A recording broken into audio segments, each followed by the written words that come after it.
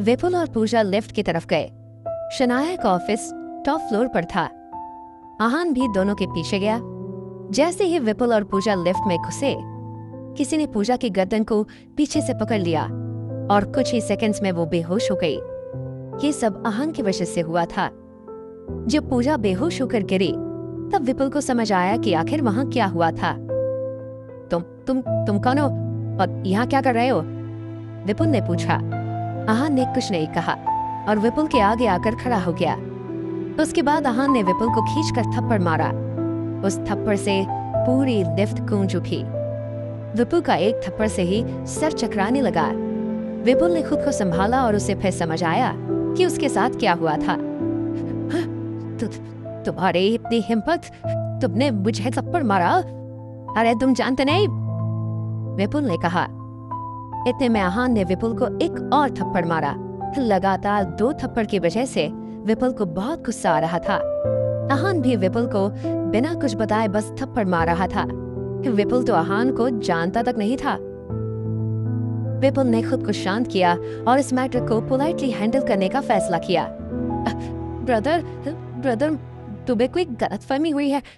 शायद मैं वो इंसान नहीं हूँ जिससे तुम ऑफेंड कर रहे हो, या जिसने तुम्हें ऑफेंड किया है, विपुल ने कहा। तुम्हें ऐसा क्यों लग रहा है? आहान ने पूछा। मैं तो तुम्हें जानता तक नहीं, फिर हमारी कैसी दुश्मनी हो सकती है? विपुल ने पूछा। तुमने उसे पहले नहीं देखा? आहान ने पूछा। आहान का एक्सप्रेशन अजीब था। उस एक्सप्रेशन की वजह से विपुल थोड़ा घबरा गया। फिर उसने आहान को समझाया। नहीं, मैंने तुम्हें कभी नहीं देखा। तुम गलत इंसान को मार रहे हो। गलत इंसान? आहान ने कंफ्यूज होने का नाटक किया। तुम्हारा नाम विपुल सुखानी है ना? आहान ने कहा। मेरा नाम विपुल। विपुल ने अपनी बात पूरी नहीं की थी। उससे पहले ही आहान ने उसे एक और थप्पड़ मारा और फिर कहा, अगर तुम विपुल सुखानी हो तो फिर मैं सही इंसान को ही मार रहा हूँ। मुझे कोई गलतफहमी नहीं हुई है। ये सुनकर विपुल हैरान भी था और उसे गुस्सा भी आ रहा था। उसे समझ नहीं आ रहा था कि यह अनजान आदमी कौन था जो उसे बिना किसी कारण इतना मार रहा था। उसने कभी आहान को देखा नहीं था और न ही कभी उसकी तरफ उससे झगड़ा हुआ था। विपुल को बहुत गुस्सा आ रहा था, पर फिर भी वो शांत था। आहान ने जब फिर से उसे अटैक करने की कोशिश की, तब विपुल ने कहा, ब्रदर, तेरी बात सुनो। मारने से पहले ये तो बताओ कि तुम मुझे क्यों मार रहे हो? मैंने आखिर किया क्या है? अरे तुम ऐसे ही किसी पर हाथ नहीं उठा सकते। जो है, मुझे सच बताओ। विपुल ने डरती हुई और कांपती हुई आवाज में कहा। तुम कहना क्या चाहते हो? आहान ने पूछा। विपुल के एक्सप्रेशन देखकर आहान समझ गया था कि उसके दिमाग में कुछ चल रहा है। मैं जानता हूं कि तुम कोई गुंडे हो। किसी ने तुम्हें मुझे मारने के लिए पैसे दिए। विपुल ने अपनी समझ के हिसाब से आहान से कहा। विपुल की बात सुनकर आहान को बहुत अजीब लगा। आहान को नहीं लगा था कि विपुल इसके बारे में ऐसा सोचेगा। आहान को समझ नहीं आ रहा था कि वो क्या कहे। आहान को ऐसे देखकर विपुल कंफ्यूज हो गया। उसने अपने माथे का पसीना पोंछा और आहान से कहा, दो गुना है तुम्हें उस आदमी से 2 गुना ज्यादा दान दूंगा। अभी तुरंत पैसे ट्रांसफर कर देता हूँ। अरे मेरे डैड इस कंपनी के चेयरमैन है। मेरे पास पैसों की कोई कमी नहीं है। अच्छा, ऐसी बात है, आहान ने कहा। हाँ, बिल्कुल, मैं अपने डैड से बोलकर अभी पैसे ट्रांसफर करवा देता हूँ। विपुल ने कहा। ठीक है, अपने डैड से कहो कि मेरे अकाउंट में अभी पैसे ट्रांसफर करेंगे वो। आहान ने सोचा विपुल को परेशान किया जाए। उसने विपुल को इशारा किया कि वो अपने डैड को कॉल करे। विपुल ने जैसे ही प्रशांत को कॉल करने के लिए अपना फोन निकाला, आहान ने उसे एक और थप्पड़ मारा। इस बार थप्पड़ तेज था, जिसकी वजह से विपुल के होठ की साइड से खून आने लगा। विपुल का सर चकराने लगा। उसने अपने मन में सोचा, मैं तो पैसे ट्रांसफर करने के लिए मांग गया था, फिर इसने मुझे थप्पड़ क्यों मारा? तुम खुद को समझते क्या हो? होंगे तुम्हारे डैड इस कंपनी के CEO, पर तुम कुछ भी नहीं हो। और पैसों का जोर मुझे दिखाने की जरूरत नहीं है, समझे? आहान ने कहा। कहना क्या चाहते हो? विपुल ने पूछा। वो बहुत हैरान था। आहान अब तक बस उसके साथ मजे ले रहा था। उससे पैसे लेने वाली बात भी उसने ऐसे ही कही थी। ना वो कोई गुंडा था और ना ही किसी ने उसे भेजा था। विपुल को अब तक समझ नहीं आ रहा था कि आहान की उससे क्या दुश्मनी थी। विपुल को अब गुस्सा आ रहा था। उसका चेहरा लाल हो गया था और शरीर तप रहा था। उसने दांत पीसते हुए आहान से कहा, तुम मुझे ऐसे जलील क्यों कर रहे हो? मेरी तुमसे क्या दुश्मनी है? जलील? तुम्हें लगता है कि तुम लायक भी हो कि मैं तुम्हें जलील करूं? और रही बात दुश्मनी की, तो मैं तुमसे दुश्मनी का रिश्ता भी नहीं रखना चाहता। आहान ने कहा। फिर? विपुल ने कहा, तुम बस इतना समझ लो कि तुमने मेरे किसी अपने को परेशान किया है और मैं उसी से बदला ले रहा हूँ, उसी का बदला ले रहा हूँ, समझे? मैं तुम्हें छोड़ूंगा नहीं। बहुत हो गया तुम्हारा नाटक, विपुल ने चिल्लाते हुए कहा और आहान पर अटैक किया। आहान बहुत देर से विपुल को उकसा रहा था। अंत में उसका सब्र टूट गया। जैसे ही विपुल ने आहान पर अटैक करने की कोशिश की, आहान ने उसे पेट पर लात मारकर नीचे गिरा दिया। इसके बाद आहान ने विपुल का सर इस तरह से ट्विस्ट किया कि उसे बहुत दर्द होने लगा और वो दर्द के मारे बेहोश हो गया। इतने में वो लोग टॉप फ्लोर पर भी पहुंच गए थे। आहान ने विपुल को घसीटकर लिफ्ट से बाहर निकाला और चिराग को कॉल किया। चिराग, कार को बेसमेंट में लेकर आओ, मुझे कहीं जाना है। आहान ने कहा। हाँ ठीक है, मैं अभी आ जाता हूँ आहान, चिराग ने कहा। चिराग ने कभी भी आहान से कोई सवाल नहीं किया था और हमेशा उसकी बात को सही समझकर मान लेता था। कुछ मिनट बाद आहान और चिराग दोनों बेसमेंट में पहुंचे। आहान के पास विपुल को मरी हुई हालत में देखकर चिराग के पैरों तले जमीन खिसक गई। आहान, ये जिंदा है या मर गया? चिराग ने पूछा। जिंदा है, आहान ने कहा। जब तक जिंदा है तब तो ठीक है, चिराग ने कहा और चैन की सांस ली। इसके बाद वो उस बॉडी को घूरने लगा। उसने आहान से पूछा, आहान, ये कौन है? विपुल सुखानी, आहान ने कहा। है क्या? विपुल सर? चिराग को समझ नहीं आ रहा था कि वो क्या बोले। विपुल की पहचान किसी से छुपी हुई थी। क्या हुआ, तुम इतने हैरान क्यों रहे हो? आहान ने पूछा। आहान, तुम्हें पता है कि ये कौन है? अरे तुम जानते हो इसके फादर का क्या नाम है? चिराग ने खुद को संभालते हुए पूछा। प्रशांत सुखानी, आहान ने कहा। ये सुनकर चिराग और हैरान हो गया। आहान जानता था कि वो कौन है, पर फिर भी उसने उसकी ये हालत कर दी। तुम्हें पता है ना कि प्रशांत सुखानी कौन है? वो इस कंपनी के मालिक है और करोड़ों के मालिक। चिराग ने कहा।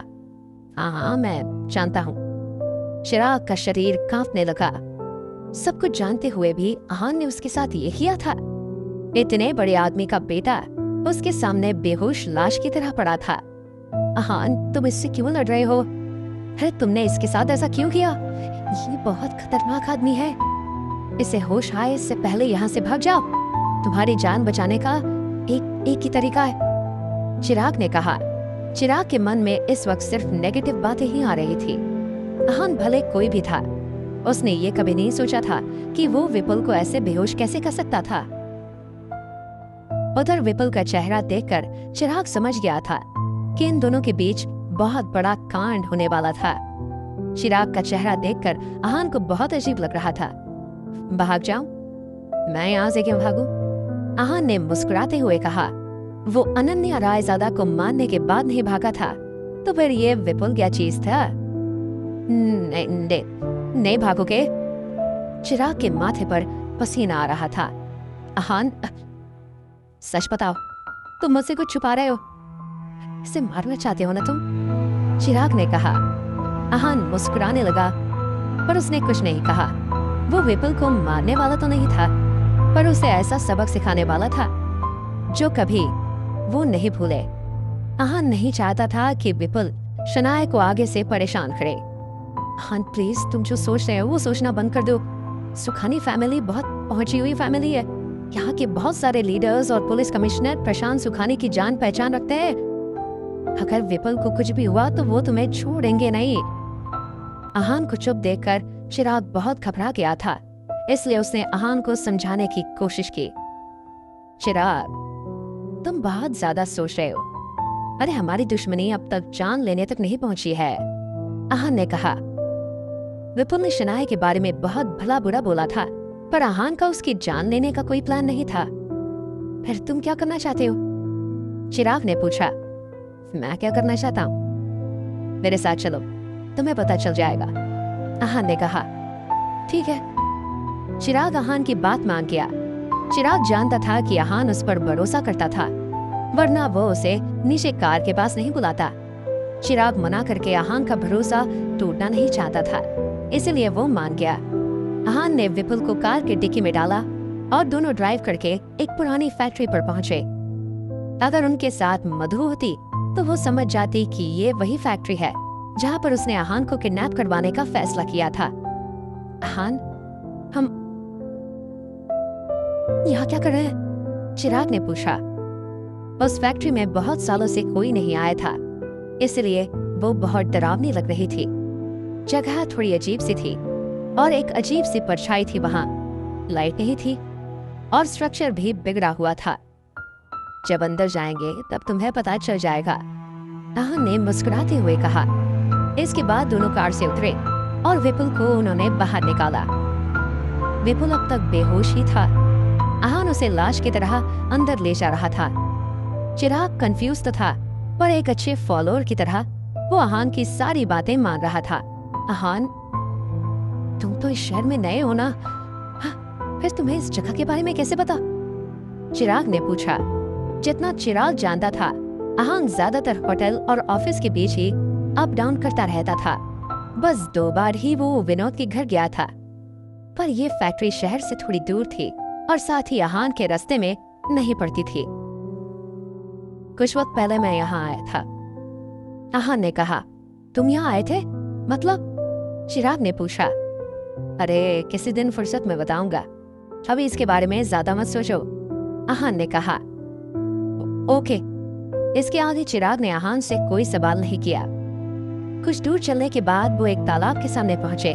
वो तालाब बहुत छोटा था, पर वहाँ पर आगे डेंजर के साइन को देखकर अंदाजा लगाया जा सकता था कि वो बहुत गहरा था। आहान भाई, हम ये क्या कर रहे हैं? चिराग ने पूछा। अब इतने सस्पेंस में वो परेशान हो गया था। तालाब देखकर पता चल रहा था कि वो कोई मामूली तालाब नहीं था। अगर आहान सोच रहा था कि विपुल को मारकर इस तालाब में फेंक दिया जाए, तो फिर बॉडी अगले दिन सुबह तैरकर ऊपर आने लगेगी। आहान ने चिराग के सवाल का कोई जवाब नहीं दिया, बस कुछ सोचने लगा।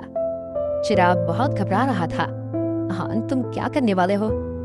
इतने सस्पेंस में मुझे हार्ट अटैक आ जाएगा। प्लीज कुछ तो बताओ यार, चिराग ने कहा। कार की डिक्की में जो रस्सियां हैं वो लेकर आओ। बहुत सोचने के बाद आहान ने कहा। ठीक है, चिराग ने कहा और वापस गाड़ी की तरफ जाने लगा। चिराग इधर उधर देख रहा था। उसे समझ नहीं आ रहा था कि आहान क्या करने वाला था। आहान को वहां पर एक पेड़ दिखा, जिसे देखकर वो मुस्कुराने लगा। वो पेड़ तालाब के बहुत पास था।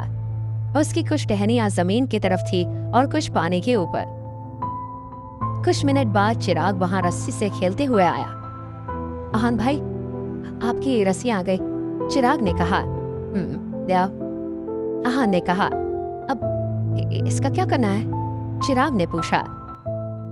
इन रस्सियों से विपुल को बांधने में मेरी मदद करो, आहान ने कहा। आहान आखिर विपुल के साथ करना क्या चाहता था? चिराग आहान की बात सुनकर हैरान हो गया था। हान, ये तुम क्या कह रहे हो? चिराग ने कंफ्यूजन में पूछा। मैं जो कह रहा हूँ वो करो, आहान ने कहा। इससे कुछ होगा तो नहीं? चिराग ने कंफर्म किया। आहान ने कुछ नहीं कहा, बस अपनी गर्दन नाम हिलाते हुए मुस्कुराने लगा। आहान का कॉन्फिडेंस देखकर चिराग उसकी बात मान गया। जब चिराग विपुल को बांध रहा था, तब शायद उसके जोर लगाने की वजह से विपुल को होश आ गया। अपने आसपास अजीब सी सिचुएशन देखकर विपुल हैरान हो गया। कुछ पल के लिए उसे कुछ समझ नहीं आया। जब उसने अपने आप को संभाला, तब उसे एहसास हुआ कि उसके साथ क्या हो रहा था।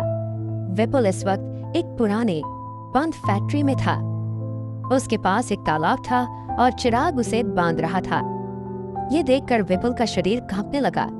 उसके दिमाग में बस एक बात आई, ये दोनों मुझे मारकर इस तालाब में फेंक देंगे और मर्डर का सबूत मिटा देंगे। ये सब सोचकर विपुल बहुत घबरा गया था। मुझे छोड़ दो प्लीज, मुझे जाने दो, मुझे जाने दो। विपुल आहान से उसे छोड़ने की भीख मांग रहा था। उसकी आंखों से आंसू आ रहे थे। चिराग आहान को देखने लगा।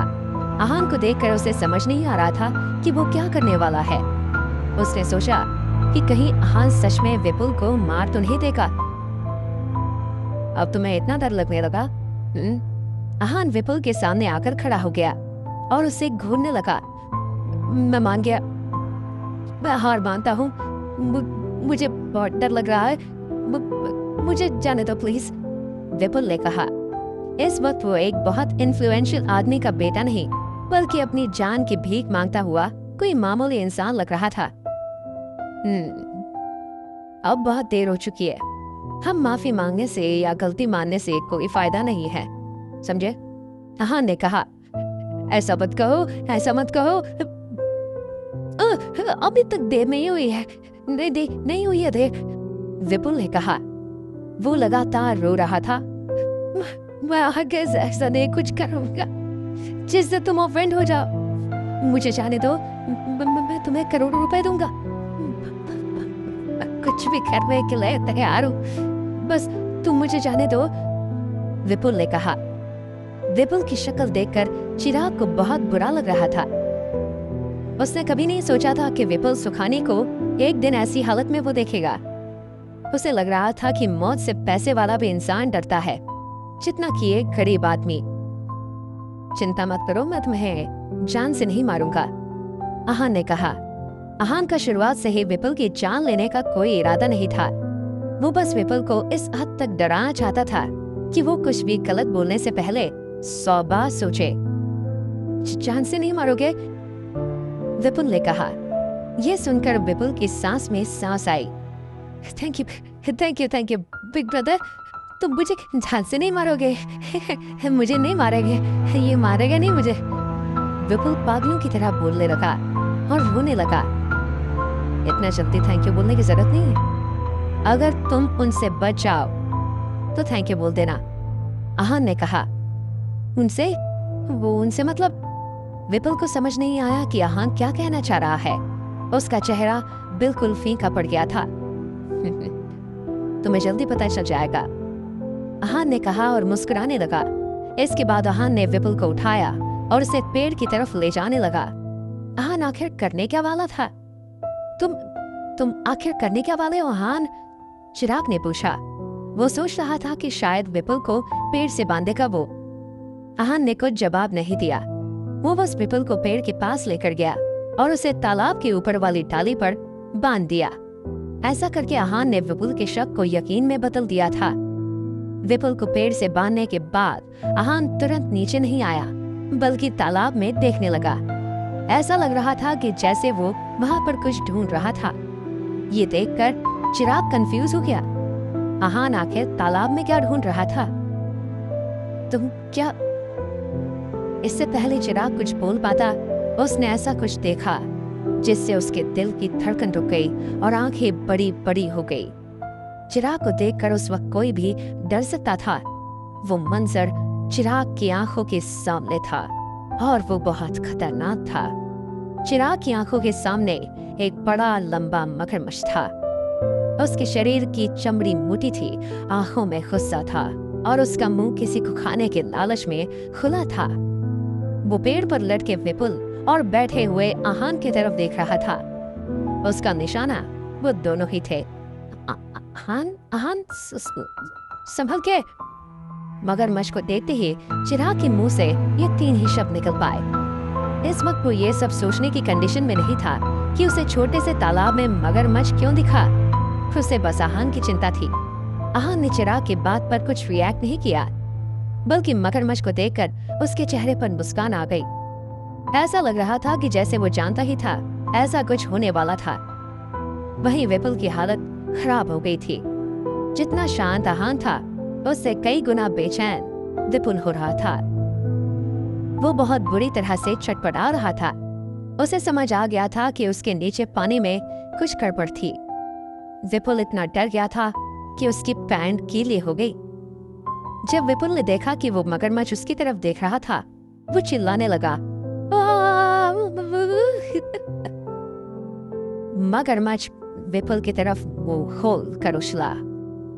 उसके दांत टकराने की बहुत तेज आवाज आई। विपुल को कुछ नहीं हुआ था। मगरमच्छ का हमला हवा में ही था। हालांकि विपुल को खरोंच भी नहीं आई थी, पर वो इतना डर गया था कि लगातार चिल्ला रहा था और खुद को छुड़वाने की कोशिश कर रहा था। आहान ने विपुल को देखा और फिर पेड़ से नीचे कूद गया। मगरमच्छ विपुल को देखकर खुश हो रहा था।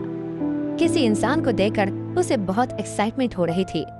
वो लगातार विपुल की तरफ उछल रहा था और उसने काटने की कोशिश की थी उसे। मगरमच्छ और विपुल एक दूसरे से ज्यादा दूर नहीं थे, इसलिए मगरमच्छ बार बार कोशिश कर रहा था। धीरे धीरे वो मगरमच्छ और ज्यादा वायलेंट हो रहा था। नीचे खड़ा चिराग वो ये सब देख रहा था। अपनी जगह पर ही वो जम गया था। अब उसे समझ आ गया था कि आहान विपुल को यहाँ क्यों लाया था। बचाओ, बचाओ, मैं मर जाऊंगा, ये मगरमच्छ मुझे मार देगा। विपुल अपनी जान के लिए चिल्ला रहा था और रो रहा था। वो अपने शरीर को मगरमच्छ से बचाने के लिए बार बार हिल रहा था और आहान से मदद मांग रहा था। आहान को देखकर बिल्कुल ऐसा लग नहीं रहा था कि जैसे कि वो विपुल की मदद करने वाला था, बल्कि वो नीचे खड़ा हुआ हंस रहा था। जब आहान को वो ड्राइवर वहाँ मधु के भतीजे के पास लेकर आया था, तब आहान ने उस जगह को अच्छे से देख लिया था। उसने उसी वक्त ये तालाब देखा था और उसे मगरमच्छ के होने का एहसास हुआ था। तब आहान ने इसके बारे में ज्यादा नहीं सोचा, पर आज उसे ये तालाब और मगरमच्छ काम आ रहे थे। किसी को डराने के लिए मौत से बड़ा डर आखिर क्या हो सकता था।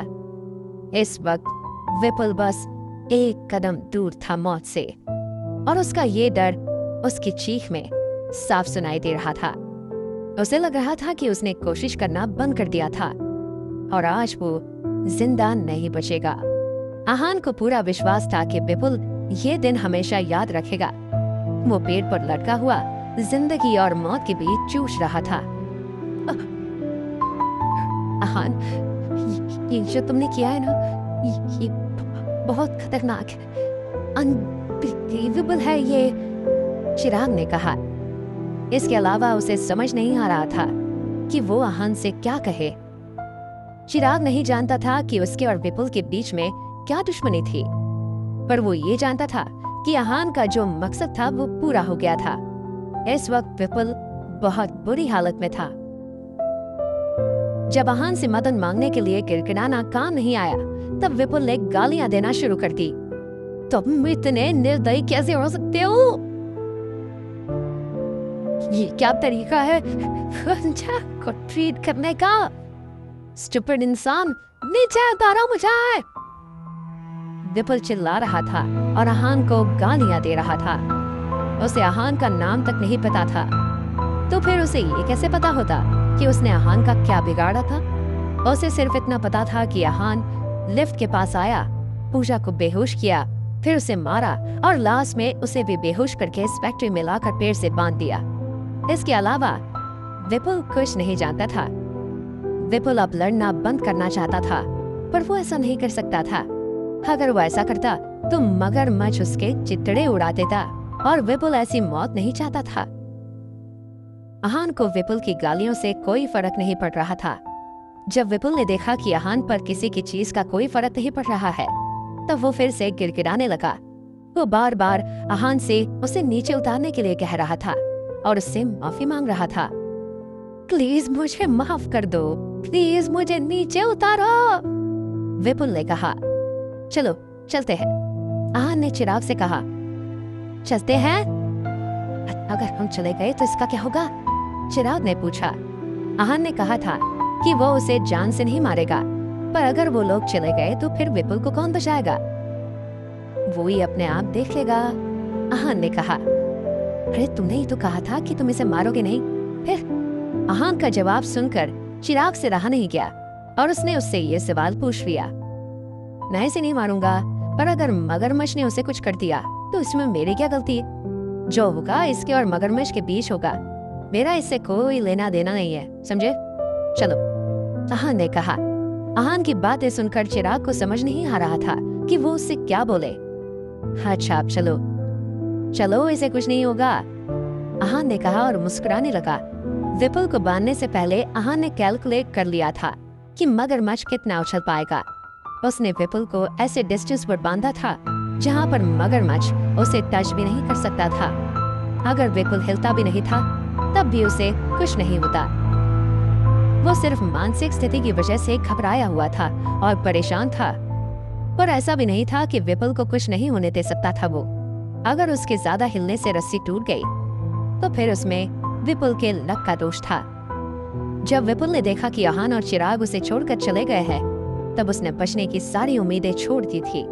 वो फिर चिल्लाकर गालियां देने लगा, जो इस वक्त सिर्फ वो मगरमच्छ सुन रहा था। दोनों में फिर से लड़ाई शुरू हो गई। मगरमच्छ विपुल को अटैक करने की कोशिश कर रहा था और विपुल खुद को बचा रहा था। कुछ देर बाद विपुल में जान बिल्कुल खत्म हो गई। उसने अपना शरीर ढीला छोड़ दिया था और पेड़ से लटक रहा था। मगरमच्छ बार बार उसे काटने की कोशिश कर रहा था, पर वो उस तक पहुंच नहीं पा रहा था। विपुल को भी बस उसके दांत बजने की आवाज आ रही थी, पर उसे काटने का दर्द नहीं हो रहा था। तब उसे ये एहसास हुआ कि शायद वो मगरमच्छ उस तक पहुंच ही नहीं सकता। वो बस ऐसे ही डर रहा था। अब विपुल पागलों की तरह हंस रहा था। तुम मुझे बस डराना चाहते हो?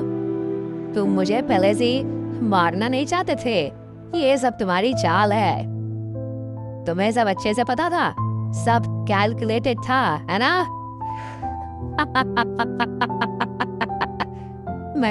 मैं उसी डर रहा था।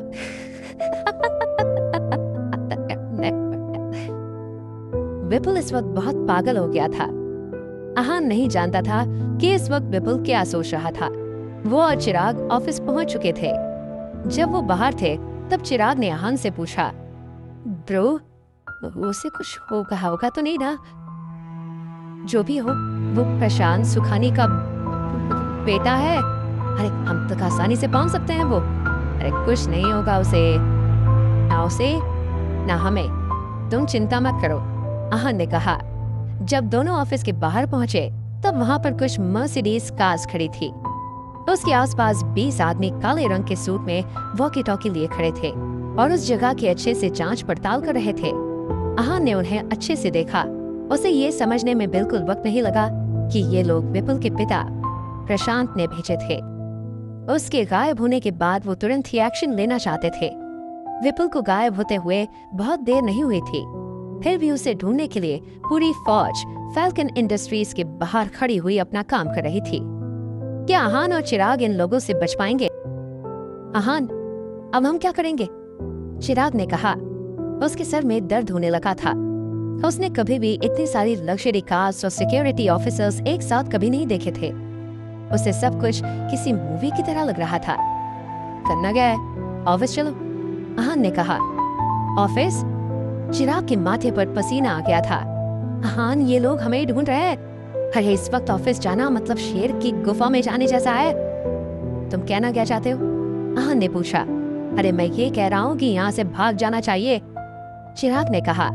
उसके हिसाब से उनके पास बस एक ही रास्ता था, भागना। आखिर उन्होंने प्रशांत सुखानी के बेटे को किडनैप किया था। अगर उससे कुछ हो जाता तो वह उन्हें छोड़ने वाला तो नहीं था। पर भागकर कहाँ जाओगे? छोटा सा शहर है, वो हमें आसानी से ढूंढ लेंगे। इसके अलावा अगर हम भाग गए तो शक सीधा हम पर ही जाएगा, आहान ने कहा। चिराग आहान की बात से सहमत था। आहान कुछ गलत नहीं कह रहा था। अगर वो गायब हो गए तो शक उन पर आएगा और इसके बाद प्रशांत के लिए उन्हें ढूंढना बहुत मुश्किल नहीं होगा। चिराग का पूरा शरीर पसीने से गीला हो गया था।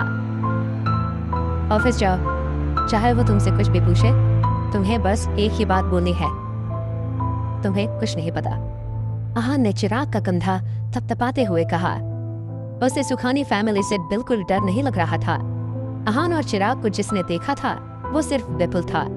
प्रशांत उनके बारे में कुछ नहीं जानता था और इसके अलावा सेक्रेटरी पूजा ने भी आहान का चेहरा नहीं देखा था। और जहाँ तक बात सीसीटीवी की थी, तो अहान एक मार्शल आर्टिस्ट था। वो कुछ भी करने से पहले सब कुछ अच्छे से प्लान करता था। वो सीसीटीवी के आगे से आया था जिस तरह से उसका चेहरा नजर ना आए। इसके अलावा विपुल को ऑफिस की बिल्डिंग से बाहर ले जाने से पहले उसने सीसीटीवी फुटेज डिस्ट्रॉय कर दिया था। अहान ने पहले ही अंदाजा लगा लिया था कि ऐसा कुछ होने वाला है, इसलिए उसने सारे प्रिकॉशंस लिए थे। अब वहाँ पर जो 20 सिक्योरिटी ऑफिसर्स थे वो बस परेशान थे और हड़बड़ा रहे थे। फिर भी उन्हें कोई क्लू नहीं मिल रहा था। पूजा ही थी जो विपुल से मिली थी, पर लिफ्ट में कदम रखने से पहले वो अहान के अटैक की वजह से बेहोश हो गई थी और सीसीटीवी में कोई रिकॉर्डिंग नहीं थी। कोई इन्वेस्टिगेशन शुरू करता तो भी कैसे करता? जब सिक्योरिटी ऑफिसर्स ने अहान और चिराग को ऑफिस की बिल्डिंग में घुसते हुए देखा, तब उन्होंने उनसे एक सवाल करना शुरू किया। अहान और चिराग बहुत कैजुअली और कॉन्फिडेंटली उनके सारे सवालों के जवाब देते रहे। जब वो ऑफिसर्स उनके जवाब से सेटिस्फाई हो गए, तभी उन्हें अंदर जाने दिया। सर, प्रशांत सर, फिर से कॉल आया था।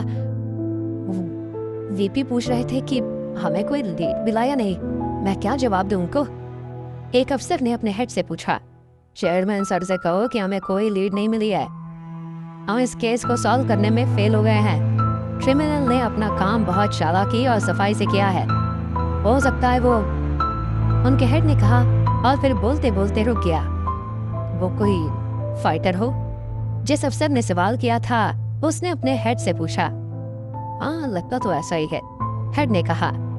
अगर ये सब किसी फाइटर या मार्शल आर्टिस्ट ने किया है तो फिर ये लोग इस केस को कभी सॉल्व नहीं कर सकते। उन्हें इस केस को मार्शल आर्ट अलायंस को सौंपना पड़ेगा। जब प्रशांत को ये बात पता चली, तब उसने उन्हें कुछ ऑर्डर्स दिए। प्रशांत ने साफ साफ ये बोला था कि वापस आ जाओ। सभी कोस्ट और सिक्योरिटी ऑफिसर्स प्रशांत के ऑर्डर्स के बाद वहां से चले गए। अहान, वो लोग चले गए। चिराग बहुत खुश था। अहान ने चिराग को पहले ही कहा था कि वो लोग कुछ ही देर में वहां से चले जाएंगे। चिराग को अहान के इस बात पर ज्यादा भरोसा तो नहीं था, पर जब उसकी बात सच साबित हो गई थी तो वो खुश था। अहान के चेहरे पर मुस्कान थी। दरअसल अहान ने सब कुछ पहले ही प्लान कर दिया था। उसने सब कुछ ऐसे प्लान किया था जिससे लगे कि ये सब किसी मार्शल आर्टिस्ट ने किया था, ना कि फाल्कन इंडस्ट्रीज के किसी स्टाफ मेंबर ने। जब तक शक मार्शल आर्टिस्ट पर था, तब तक उन्हें कोई दिक्कत नहीं थी, क्योंकि कोई भी मार्शल आर्टिस्ट ऐसे कंपनी में सेल्स डिपार्टमेंट में काम नहीं करेगा। अगर उनका शक कंपनी के किसी पर आता तो वो अहान और चिराग तो नहीं हो सकते थे। ये पता चलने के बाद कि विपुल के गायब होने के पीछे वजह मार्शल आर्टिस्ट है, प्रशांत उनके बीच किसी को ढूंढेगा। ऐसा नहीं हो सकता था कि प्रशांत का पहला कभी किसी से कोई झगड़ा ना हुआ हो। प्रशांत से बदला लेने के लिए विपुल को कोई भी किडनैप कर सकता था। अहान ने सोचा कुछ गड़बड़ नहीं होगी, पर शाम को उसके पास कल्पना का फोन आया। कल्पना का फोन आने का साफ मतलब था कि कुछ प्रॉब्लम होने वाली है। जैसे ही अहान ने फोन उठाया, कल्पना ने सीधा सवाल किया। अहान, विपुल कहाँ है? अहान का मुंह बन गया। क्या बात कर रही हैं आप? कौन विपुल? मैं कुछ नहीं जानता। अहान ने कहा, मुझसे झूठ बोलने का कोई फायदा नहीं है। किसी और को नहीं पता कि फैल्कन में एक मार्शल आर्टिस्ट है, पर मुझे पता है। कल्पना ने रूखी आवाज में कहा। अहान को लगा कि वो कल्पना के बारे में तो भूल ही गया था। अहान की बोलती बंद हो गई थी। मेरी बात सुनो, जितना जल्दी हो सके विपुल को छोड़ दो। प्रशांत इस वक्त गुस्से में पागल हो रहा है। उसने मार्शल आर्ट अलायंस से बात कर ली है। बहुत जल्दी वो विपुल को ढूंढने में लग जाएंगे। कल्पना ने कहा, ठीक है, जिसको ढूंढना है ढूंढने दो। अहान ने कहा। अहान ने सोचा कि अगर उसकी सिचुएशन हाथ से निकल गई तो वो विपुल को तालाब में गिरा देगा। मगरमच्छ के खा जाने के बाद तो विपुल को कोई ढूंढ नहीं पाएगा। अहान ये मजाक का वक्त नहीं है। कल्पना को गुस्सा आ रहा था। विपुल प्रशांत का इकलौता बेटा है और फैल्कन का उत्तराधिकारी भी है। अगर उसे कुछ हो गया तो फिर प्रशांत का फ्यूचर भी बर्बाद हो जाएगा। जब उसके पास खोने के लिए कुछ नहीं बचेगा, तब उसे किसी का कोई डर नहीं रहेगा। तुम बहुत सफाई से शनाया और बाकी सबकी नजरों से बचकर विपुल को बाहर ले गए। तो क्या तुम प्रशांत के बारे में जानते हो? कल्पना ने कहा। प्रशांत के बारे में क्या जानना है? अहान ने पूछा। प्रशांत कोई सीधा साधा आदमी नहीं है, वो बहुत क्रूअल है।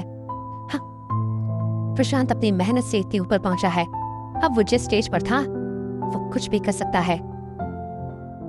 अगर विपुल को कुछ हो गया तो, और वो मर गया तो उसे सिर्फ अपना काम होने से मतलब है। वो उन सब से बदला लेगा जिस पर उसे शक है, और उनमें सबसे पहला नाम शनाया का है, क्योंकि विपुल शनाया से मिलने आया था। कल्पना ने आहान से कहा। कल्पना की ये बात सुनकर आहान का दिल बैठ गया। कल्पना जो बोल रही थी वो होना मुमकिन था। अगर सच में प्रशांत ऐसा था तो वो कुछ भी कर सकता था। आहान, मैं तुम्हें वार्न कर रही हूँ, प्रशांत से बचकर रहने के बारे में सोचना भी मत। भले ही तुम रायजादा फैमिली से हो, पर वो भी कुछ कम नहीं है। प्रशांत बहुत अनरीजनेबल है, उससे पंगा लेना ठीक नहीं है, कल्पना ने कहा। कल्पना ने जिस तरह से ये बात बोली थी, आहान को लग रहा था कि वो सोच रही है जैसे आहान विपुल को मार चुका है और प्रशांत को मारने के बारे में सोच रहा है। चिंता मत करो, मैं कोई मर्डरर या क्रिमिनल नहीं हूँ, आहान ने कहा। उसने विपुल को भी नहीं मारा था और कल्पना प्रशांत की जान के बारे में सोचकर परेशान हो रही थी। पर आहान सोच रहा था कि प्रशांत ऐसा कौन है जिसे रायजादा फैमिली भी ऑफेंड नहीं कर सकती। विपुल मरा नहीं है, जिंदा है, मैं उसे छोड़ दूंगा, और मुझे उसकी गारंटी कौन देगा कि मेरे उसे छोड़ने के बाद वो शनाया को परेशान नहीं करेगा? आहान ने कल्पना से सवाल किया। आहान ने जो भी किया था वो सब शनाया के लिए किया था। अगर इतना सब कुछ होने के बाद विपुल फिर से शनाया को परेशान करता तो फिर इतना सब करने का कुछ मतलब नहीं रहता। इसलिए वो चाहता था कि कल्पना इसकी गारंटी ले। मैं उसे समझा दूंगी, कल्पना ने कहा। फिर उसने एक पॉज लिया और फिर से कहा, हाँ, एक बात और है। जब शनाया मनाने आई थी तब मैंने तुमसे कहा था कि मैं उसका ख्याल रखूंगी, पर विपुल के मामले में मैं लापरवाह हो गई। इसमें मेरी गलती है, सॉरी, कल्पना ने अपनी गलती मानते हुए कहा। माफी मांगने की कोई जरूरत नहीं है, मुझे बस इस बात की गारंटी दे दो कि मेरे विपुल को छोड़ देने के बाद वो ऐसी गलती दोबारा नहीं करेगा, आहान ने कहा। आहान इसमें कल्पना की गलती नहीं मानता था, क्योंकि कल्पना फैल्कन में एक शेयर होल्डर थी। वो फैल्कन को संभाल सकती थी, विपुल को नहीं। ठीक है, मैं तुम्हें यकीन दिलाती हूँ कि विपुल अब ऐसा कुछ नहीं करेगा, उसे मुझ पर छोड़ दो, कल्पना ने कहा। अरे हाँ, क्या विपुल तुम्हारे और शनाया के रिश्ते के बारे में जानता है? कल्पना ने पूछा। अगर विपुल को उनके पास के बारे में कुछ नहीं पता था तो वो आहान को इस मैटर से निकालने के बारे में सोच सकती है। प्रशांत ने बहुत लोगों को ऑफेंड किया था, इसलिए उसका इल्जाम किसी पर भी लगाया जा सकता था। मुझे नहीं लगता कि उसे कुछ भी पता है, आहान ने कहा। विपुल के साथ ये सब करने से पहले ही उसने सोच लिया था कि वो शनाया को बीच में नहीं लाएगा। उसने अपने और शनाया के बारे में विपुल को कुछ नहीं बताया। विपुल को सिर्फ आहान का चेहरा याद रहने वाला था। गुड, अब मैं तुम्हें इस मैटर से बाहर कैसे निकालना है इसके बारे में सोचती हूँ, कल्पना ने कहा और चैन की सांस ली। अगर विपुल को आहान और शनाया के रिश्ते के बारे में पता होता तो इस मामले को संभालना मुश्किल हो सकता था। रही बात प्रशांत की, तो कोई ना कोई कारण ढूंढकर आहान को प्रॉब्लम में फंसा सकता था वो। अब मुझे बताओ, विपुल कहाँ है? कल्पना ने कहा।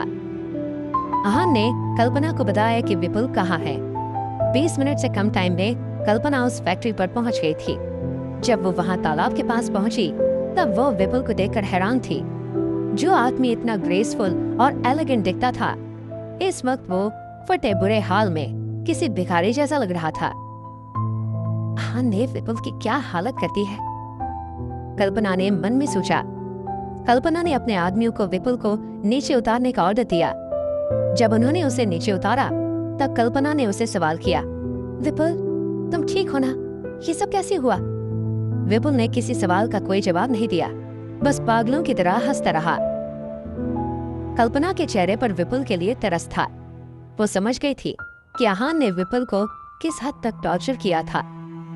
विपुल को अब शनाया के बारे में सोचना बंद कर देना चाहिए था, क्योंकि विपुल के सिर्फ शनाया के बारे में सोचने पर ही आहान ने उसे पागल बना दिया था। अगर फिर भी विपुल शनाया को परेशान करता तो इसका मतलब यही हो सकता था कि वो शनाया से सच्चा प्यार करता है। इसके बाद कल्पना ने प्रशांत को कॉल किया। प्रशांत, मुझे विपुल मिल गया है। मेरा बेटा? प्रशांत इमोशनल हो गया। थैंक यू मिसेस कल्पना, मेरा बेटा है कैसा? प्रशांत ने पूछा। जिंदा है पर इसकी हालत बहुत खराब है, कल्पना ने कहा। उसने सोचा कि अगर उसने प्रशांत को सीधा बता दिया कि वो पागल हो गया है तो शायद प्रशांत ये हैंडल नहीं कर पाए। Thank God. प्रशांत ने राहत की सांस ली। Thank you thank you thank you so much, मैं आपका यह एहसान कभी नहीं भूलूंगा, प्रशांत ने कहा। अरे हम सब तो एक ही परिवार है प्रशांत, इसमें एहसान वाली क्या बात है, कल्पना ने कहा। प्रशांत ने विपुल के बारे में ज्यादा सवाल नहीं पूछे थे, जैसे कि वो उसे कहाँ और कैसे मिला। इस बात से कल्पना थोड़ी हैरान थी। वो जानती थी कि प्रशांत को समझना नामुमकिन था। उसके लिए सही सिर्फ वही होता था जो उसे लगता था कि सही है। कल्पना का प्रशांत को लेकर सबसे बड़ा सरदर्द यही था। प्रशांत ने ये सब इसलिए नहीं पूछा था क्योंकि उसके हिसाब से विपुल के इस हालत के जिम्मेदार कहीं न कहीं कल्पना भी हो सकती थी। दोनों ही बहुत चालाक और होशियार थे। उधर शनाया इन सब से बहुत परेशान लग रही थी। उसे लग रहा था कि ये सब आहान ने किया है और वो उसके आसपास ही है। क्या शनाया जान पाएगी कि आहान ने ये सब कैसे किया और क्यों किया? शनाया मैडम, वो चले गए, पूजा ने कहा। जैसे ही सिक्योरिटी ऑफिसर्स वहां से चले गए, पूजा और शनाया ने राहत की सांस ली। शनाया चाहती थी कि जिसने भी विपुल को किडनैप किया था वो वापस कभी ना आए। ओके, शनाया ने कहा। फिर उसने एक पॉज के बाद पूछा, पूजा, तुमने सच में उस आदमी का चेहरा नहीं देखा जिसने तुम्हें बेहोश किया था? जब शनाया को पता चला कि विपुल उससे मिलने आ रहा है, तब उसने सोचा था कि वो कल्पना से मदद लेगी, पर इतने में ही ये सब हो गया था। विपुल अचानक से ऑफिस से गायब हो गया था। ऐसा सिर्फ तभी हो सकता था जब आहान वहां हो। शनाया सोच रही थी, कहीं आहान यहाँ आसपास तो नहीं है। उसे लग रहा था कि जैसे ये सब आहान ने किया है और वो उसके आसपास ही है। शनाया मैडम, उसने पीछे से अटैक किया था, मुझे पीछे मुड़ने का मौका ही नहीं मिला, मैं उसकी शक्ल कैसे देख पाती? पूजा ने कहा। पूजा समझ सकती थी कि शनाया के मन में क्या चल रहा था। वो जानना चाहती थी कि विपुल से बचाने में उसकी मदद किसने की थी। ओके, शनाया ने कहा। वो जानती थी कि आहान का वहां होना नामुमकिन था। आहान मनाली में नहीं हो सकता था। शनाया मैडम, आपकी मॉम का फिर से कॉल आया था। उन्होंने कहा था कि वो आपसे मिलने कल आ रही हैं। उन्हें क्या बोलूं? पूजा ने कहा।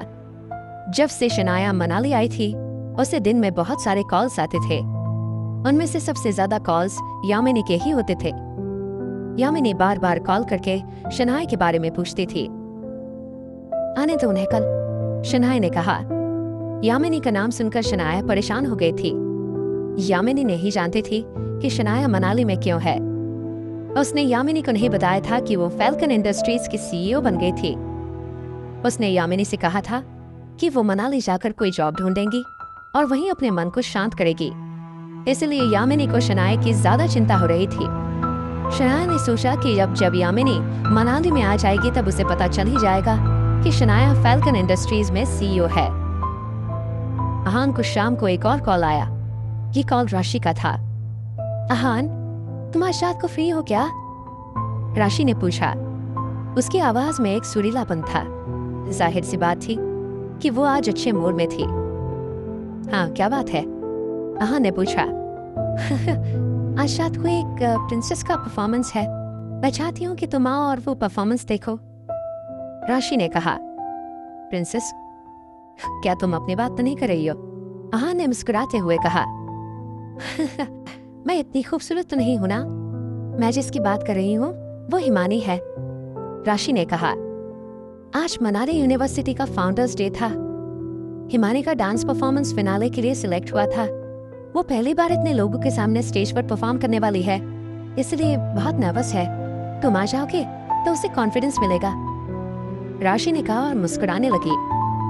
फ्रेड मैपल क्लब से निकलने के बाद हिमानी और राशि बेस्ट फ्रेंड बन गए थे। बेस्ट फ्रेंड होने के नाते राशि हिमानी के दिल की बात जानना चाहती थी, समझना चाहती थी।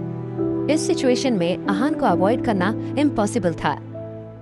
राशि ने बहुत बार हिमानी से उसके और आहान के रिश्ते के बारे में पूछा, पर हिमानी हमेशा ब्लश करके कहती थी कि वो सिर्फ उसका भाई है, बॉयफ्रेंड नहीं। राशि हिमानी की इस बात पर विश्वास नहीं करती थी। हिमानी के चेहरे से साफ नजर आता था कि वो आहान को लाइक करती थी। आहान के मन में क्या था वो राशि नहीं जानती थी, पर हिमानी आहान के बारे में क्या सोचती थी वो राशि अच्छे से जानती थी। आहान का नाम सुनते ही हिमानी ब्लश करने लगती थी। राशि को लगा था कि हिमानी आहान को जरूर इनवाइट करेगी, पर जब कुछ देर पहले राशि ने हिमानी से पूछा था कि क्या उसने आहान को इनवाइट कर दिया है, तब उसने मना कर दिया था। राशि को बात बहुत अजीब लगी। वो समझ गई थी कि हिमानी को डर था कि लोग उसके और आहान के बारे में क्या सोचेंगे। राशि और हिमानी बेस्ट फ्रेंड्स थी, इसलिए राशि चाहती थी कि वो हिमानी के लिए कुछ करे। इसलिए उसने मौका देखकर आहान को कॉल कर दिया।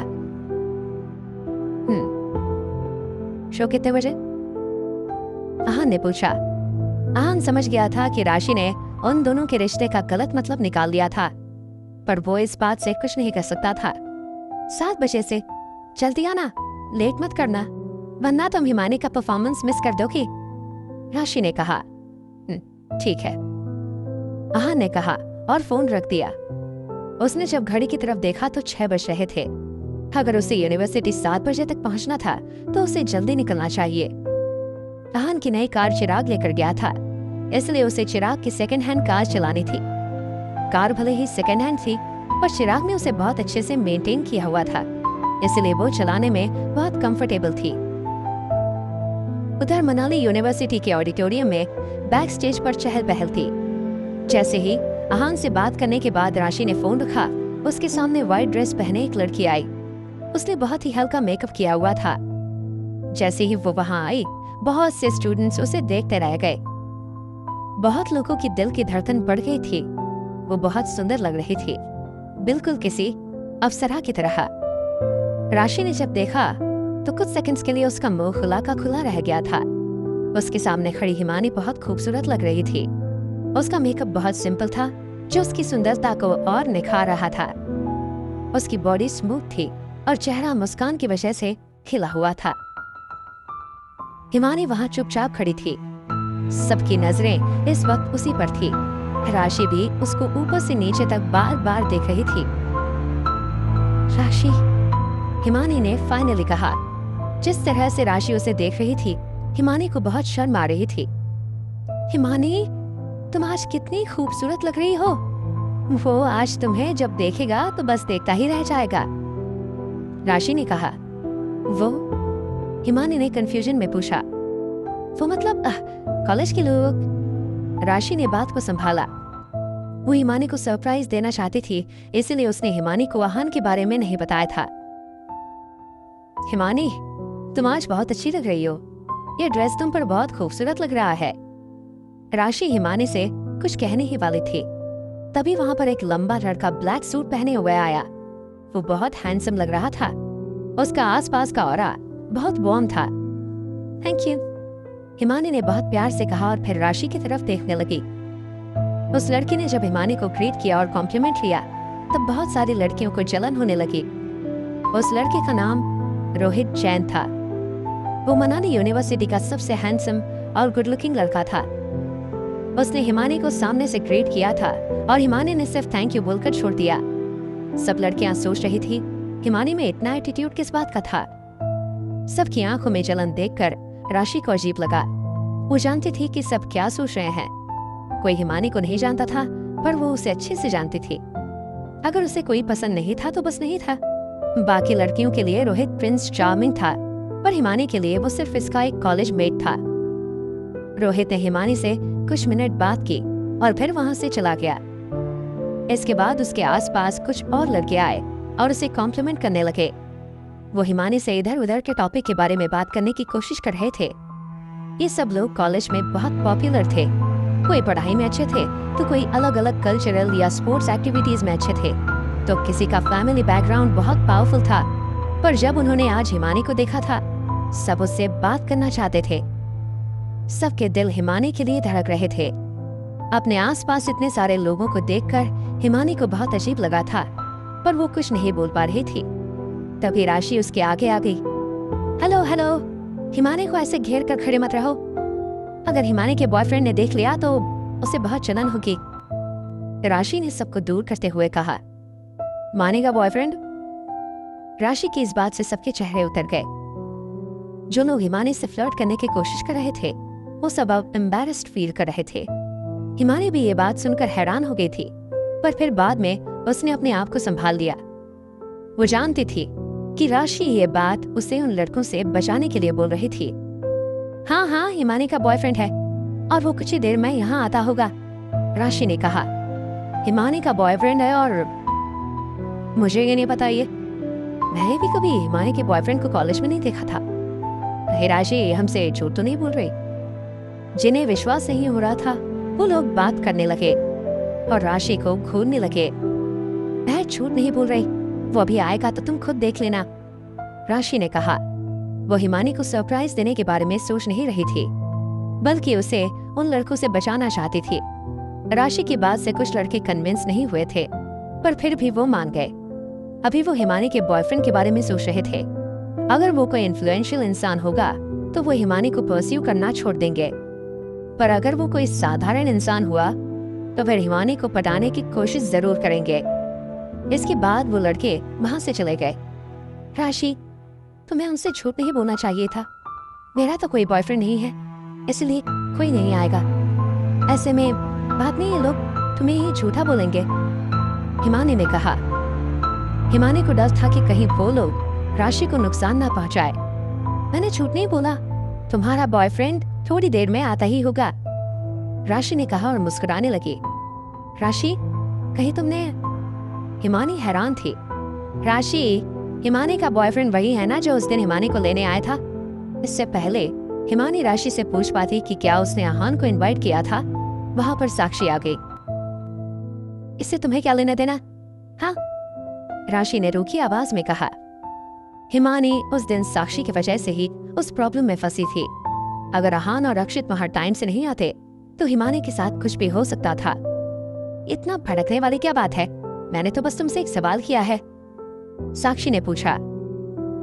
राशि ने उस बात का कोई जवाब नहीं दिया और इसे इग्नोर कर दिया, पर साक्षी ने फिर से कहा, वैसे ये अगर मैं गलत नहीं हूं तो इसके बॉयफ्रेंड ने ही तुम्हें गिफ्ट दिए थे ना? ये सुनकर राशि परेशान हो गई। उसे ऐसा लग रहा था कि जैसे उसके ऊपर कोई बम गिर गया हो। पिछले कुछ दिनों से यूनिवर्सिटी में जो बात सबसे ज्यादा हो रही थी वो ये थी कि राशि को इतने महंगे गिफ्ट्स किसने दिए थे। सब जानना चाहते थे कि वो टाइकून कौन था। साक्षी, बकवास ना करो, तुम्हें कुछ पता तो है नहीं, राशि ने कहा। वो बिना मतलब आहान का नाम उसके नाम के साथ जोड़ने की कोशिश कर रही थी। पैसों की बात करके वो ये जानना चाहती थी और जताना चाहती थी कि हिमानी भी ऐसे ही तो जो पैसों के लिए आहान के साथ थी। मैं बकवास कर रही हूँ क्या नहीं वो पता चल जाएगा, साक्षी ने कहा। साक्षी श्योर थी कि जिसने भी उसे गिफ्ट्स दिए थे भले वो आहान ना हो पर आहान से रिलेटेड जरूर था। ओह, ये तो कुछ नया सुना है मैंने। जिसने राशि को गिफ्ट्स दिए वो हिमानी का बॉयफ्रेंड है। हिमानी और राशि कितने अच्छे दोस्त हैं ये तो सब जानते थे। दोनों मिलकर कुछ भी कर सकती हैं। अब तो मुझे भी जानना है कि ये कौन है जो हिमानी के साथ भी है और राशि के साथ भी। अरे ये तो दोनों की लाइफ सेट कर देगा। सब लोग हिमानी और राशि के अगेंस्ट अलग अलग बातें करने लगे। राशि सोच रही थी कि साक्षी की वजह से लोग हिमानी को इतना भला बुरा बोल रहे हैं और इसलिए वो चाहकर भी कुछ नहीं कर पा रही थी। राशि ने जैसे ही कुछ बोलना चाहा, उसका फोन बजा। कॉल आहान का था। राशि, गार्ड्स मुझे अंदर नहीं आने दे रहे, तुम मुझे लेने आ जाओ प्लीज, आहान ने कहा। आज कॉलेज डे था, इसलिए सिर्फ कॉलेज स्टूडेंट्स और एलुमनाई ही अलाउड थे। यूनिवर्सिटी बोर्ड नहीं चाहता था कि कोई भी अनजान आदमी कॉलेज के प्रोग्राम में कोई ड्रामा करे। क्या आहान को एंट्री मिलेगी? जब आहान को पता चलेगा कि सबने राशि और हिमानी के बारे में क्या बातें की है, तब वो कैसे रिएक्ट करेगा? राशि ने जैसे ही कुछ बोलना चाहा, उसका फोन बजा। फोन पर आहान का नाम फ्लैश हो रहा था। राशि, गार्ड्स मुझे अंदर आने नहीं दे रहे हैं, तुम मुझे लेने आ जाओ प्लीज, आहान ने कहा। तुम्हें अंदर क्यों नहीं आने दे रहे? राशि ने कहा, आज कॉलेज डे था, इसलिए सिर्फ कॉलेज स्टूडेंट्स और एल्यूमनाई ही अलाउड थे। यूनिवर्सिटी बोर्ड नहीं चाहता था कि कोई भी अनजान आदमी कॉलेज के प्रोग्राम में कोई ड्रामा करे। अच्छा रुको, मैं तुम्हें लेने आती हूँ अहान, राशि ने कहा। राशि जानती थी कि वो सिक्योरिटी गार्ड्स कैसे थे, इसलिए उसने तुरंत जाने का फैसला किया। राशि, तुमने सच में अहान को इनवाइट किया? अहान का नाम सुनकर हिमानी हैरान थी। अब तक उसे लग रहा था कि राशि मजाक कर रही थी। हाँ, तुम्हें सरप्राइज देना चाहती थी मैं, पर अब तो तुम्हें सब पता है, राशि ने कहा। अहान का नाम सुनकर हिमानी की आंखों में चमक थी। उसका चेहरा खुशी से लाल हो चुका था। ये सब देखकर राशि ने हिमानी से पूछा, तुम चलोगी मेरे साथ अहान को पिक करने? हाँ, हिमानी ने तुरंत हाँ कर दिया। इतना कहने के बाद दोनों वहां से चले गए। सब लोग उन्हें देखते रह गए। अहान को सिर्फ साक्षी ने देखा था, इसलिए बाकी सब भी उसे देखना चाहते थे। सब राशि और हिमानी के पीछे चले गए। कोई भी अहान को नहीं जानता था, इसलिए सब अपने दिमाग में अहान की इमेज बनाने लगे। कोई सोच रहा था कि शायद वो मिडिल एज्ड आदमी होगा, तो किसी के दिमाग में एक यंग और हैंडसम लड़के का चेहरा आया। वो कोई बहुत बड़ा बिजनेस टाइकून भी हो सकता था, या फिर शायद कोई खतरनाक गुंडा। वहां जितने लोग थे, सबके दिमाग में अहान की तस्वीर ही थी। पर जब सब मेन गेट के पास पहुंचे, तब सब हैरान थे। सब अपनी आंखें मलकर बार बार अहान को देख रहे थे। अहान ने इस वक्त बहुत ही सिंपल कपड़े पहने हुए थे और वो गार्ड्स के साथ सिगरेट पी रहा था और उनसे बातें कर रहा था। सब सोच रहे थे कि इस फटीचर से देखने वाले आदमी ने राशि को गिफ्ट दिए थे। सबको साक्षी की बात बकवास लगने लगी थी। जो आदमी ऐसा दिखता था, वो लाखों की गिफ्ट तो क्या, एक फूटी कौड़ी नहीं दे सकता था। सारी लड़कियां वहां पर डिसअपॉइंट हो गई। उनके सारे ख्वाब टूट गए थे जैसे ही उन्होंने अहान को वहां पर देखा। राशि भी अहान को देखकर चौंक गई थी। उस दिन जब उसने रेड मैपल होटल में अहान को देखा था, तब वो चौंक गई थी। वहाँ वो बहुत अलग लग रहा था। उस वक्त उसके आसपास बहुत अलग औरा था, पर आज वो बहुत मामूली लग रहा था। राशि बहुत हैरान थी, पर उसने इस बात को अपने चेहरे पर आने नहीं दिया। उसने हिमानी का हाथ पकड़ा, जो इस वक्त बहुत शर्मा रही थी, और उसे अहान के पास ले गई। सॉरी अहान, मैं तुम्हें बताना भूल गई कि आज यूनिवर्सिटी में सिर्फ स्टूडेंट्स और एक्स स्टूडेंट्स अलाउड थे, राशि ने मुस्कुराते हुए कहा। इट्स ओके, मैं भी अभी आया हूँ, अहान ने कहा। सिक्योरिटी गार्ड्स पहले अहान को बहुत एटीट्यूड दिखा रहे थे, पर जब उसने सिगरेट ऑफर की उन्हें, तब उनका एटीट्यूड बिल्कुल बदल गया। अहान, हिमानी ने कहा, पर जैसे ही अहान ने उसकी तरफ देखा, हिमानी ने अपनी गर्दन झुका ली। अहान की तरफ अपना अट्रैक्शन बढ़ते हुए देखकर हिमानी ने उसे अहान बुलाना शुरू कर दिया था। अब वो उसे भाई जैसा नहीं मानना चाहती थी। अहान हिमानी की आंखों से साफ समझ गया था कि उसके मन में क्या है। वो जानता था कि हिमानी उसे पसंद करती थी, पर वो सिर्फ उसे अपनी बहन मानता था। अहान के दिल में अब भी बस शनाए ही थी। उसे समझ नहीं आ रहा था कि वो ये बात हिमानी को कैसे समझाए। स्टेज पर बिल्कुल नर्वस मत होना, तुम बहुत अच्छा परफॉर्म करोगी, ऑल द बेस्ट, अहान ने हिमानी से कहा। सबसे जरूरी ये था कि हिमानी अपना पहला स्टेज परफॉर्मेंस बहुत अच्छे से करे। यस थैंक यू, हिमानी ने कहा और मुस्कुराने लगी। उसका मन उदास हो गया था क्योंकि अहान ने उसे कॉम्प्लीमेंट दिया था। अहान, तुम यहाँ कैसे आए, टैक्सी से या कार से? राशि ने पूछा। कार से, अहान ने अपनी सेकंड हैंड कार की तरफ इशारा करते हुए कहा। वो कार? राशि की आंखें शॉक की वजह से बड़ी हो गई। उसने नहीं सोचा था कि अहान ऐसे कार से यूनिवर्सिटी आएगा। अहान भले ही उस वक्त कैसा भी लग रहा था, पर उसकी कुछ तो पोजीशन थी। उसे ऐसी कार ड्राइव करके तो यहाँ नहीं आना चाहिए था। क्या मैं ऐसे ही देख रहा हूँ?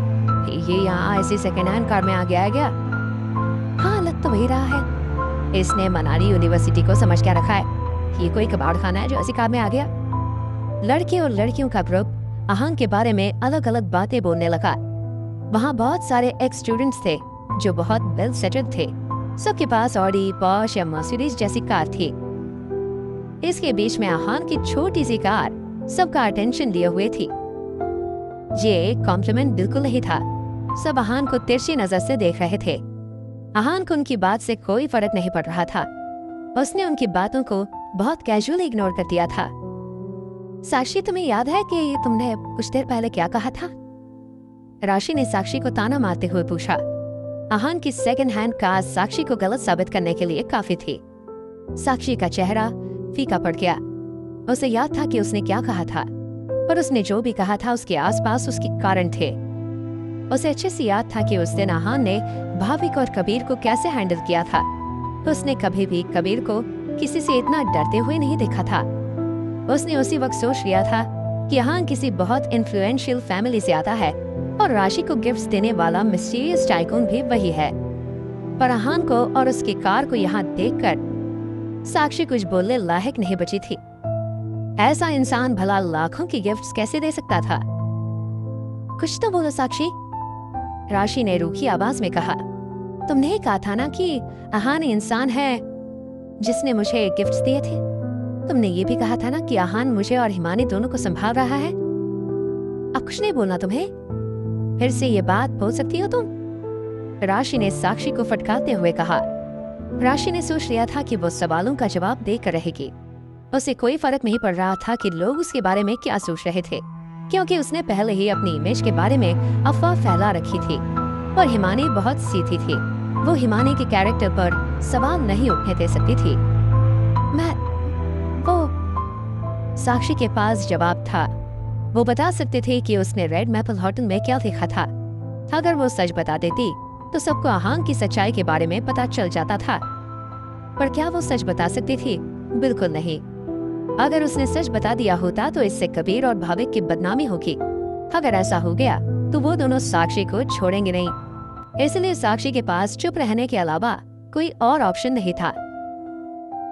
अगली बार किसी पर ऐसे कीचड़ उछालने से पहले सोच लेना। भगवान ने मुंह दिया, इसका मतलब ये नहीं है कि तुम कुछ भी बोलोगी। राशि ने साक्षी पर अपनी सारी भड़ास निकाली। वो बहुत खुश थी कि साक्षी गलत साबित हो गई थी। ये क्या है साक्षी? अगर तुम हिमानी से चलती हो तो साफ बोल दो। उसे ऐसे बदनाम करने की क्या जरूरत है? सही बात है, हमने तुम्हारी बात मानी, इसका मतलब ये नहीं है कि हमारे पास आंखें नहीं है। अब हमें सब पता चल गया है। तुमने ये सब सिर्फ हिमानी और राशि की बेइज्जती करने के लिए कहा था। सच में साक्षी, तुम इतना नीचे गिर सकती हो ये हमने सोचा भी नहीं था। सब लोग इस वक्त साक्षी को सुना रहे थे। वो सब लोग उस आदमी को देखने आए थे जिसने साक्षी को लाखों के गिफ्ट्स दिए थे। बल्कि यहाँ आकर वो एक फटीचर से लड़के को देख रहे थे।